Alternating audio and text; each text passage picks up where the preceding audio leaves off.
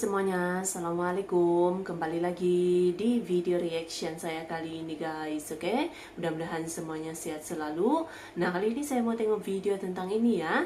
Berasa mimpi, capaian besar Indonesia bikin dunia terkejut. Jadi terobosan-terobosan Indonesia gitu ya. Beberapa tahun ini memang cukup terasa dan bikin dunia terkejut dan juga kagum juga ya. So, jangan lama-lama lagi, mari sama-sama tengok video ini. Let's go!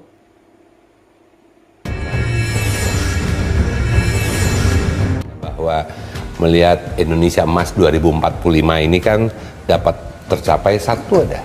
Komitmen kita bersama. Harusnya kita bisa buat terobosan-terobosan. Kalau kita nggak buat terobosan, Pak Jokowi sekarang... Dari pandemi kita telah diajarkan bahwa krisis global tidak akan bisa selesai kalau kita bekerja sendiri-sendiri atau oleh sekelompok negara saja. Dibutuhkan kolaborasi dan solidaritas bersama untuk mengatasinya.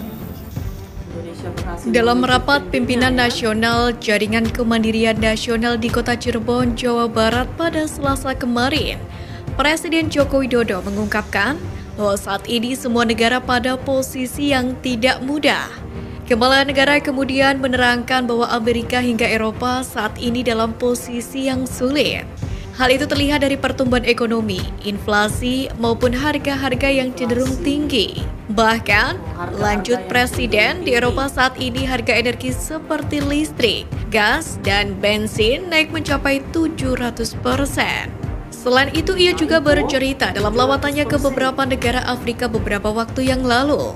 Indonesia pun patut bersyukur dalam urusan air, di mana banyak negara di Afrika kesulitan air dan pangan.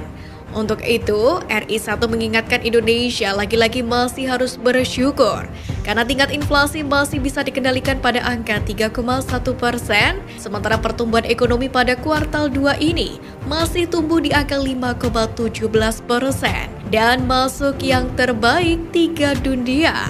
Selain itu, Presiden Jokowi juga membawa kabar gembira. Di tengah gejolak dunia yang menghantam semua negara ini, Indonesia masih mampu bersinar bersama China dan India. Meski demikian, sederet ancaman masih akan menanti Indonesia ke depan. Jokowi pun mengingatkan agar semua pihak tetap waspada.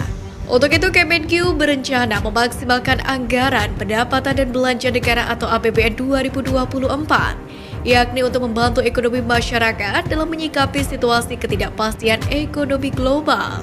Dengan ini, pemerintah mematok pertumbuhan ekonomi 2024 sebesar 5,2%.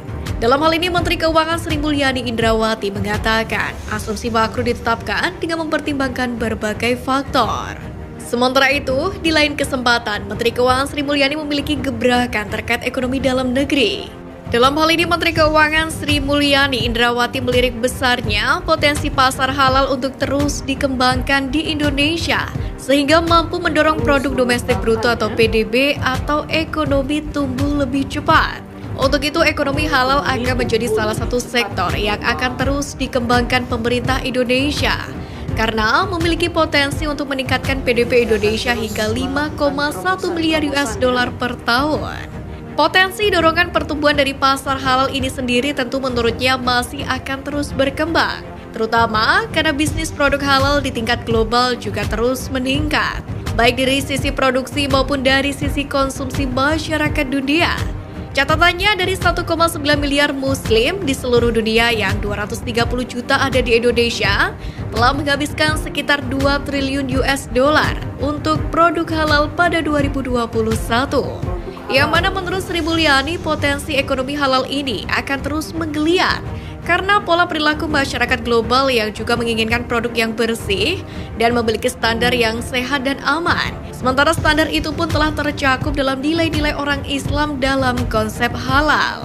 Untuk menangkap peluang ini, Indonesia menurut Sri Mulyani harus memiliki strategi supaya ekonomi halal di tanah air terus berkembang, sehingga mampu mendorong ekspor, investasi sektor halal, hingga konsumsi sendiri. Strategi kunci itu menurut Sri Mulyani terdiri dari 3 aspek.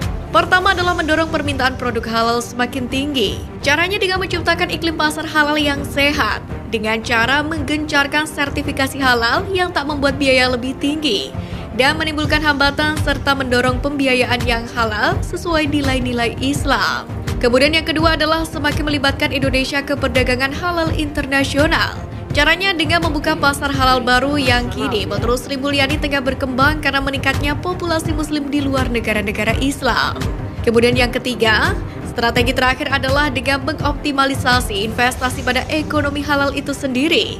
Menurutnya pada aspek ini pemerintah harus turun tangan menciptakan lingkungan pasar halal yang kondusif, yakni melalui penyederhanaan izin usaha, memberi insentif bagi industri halal secara khusus, serta memberikan akses pemasaran domestik maupun pada level global bagi UMKM.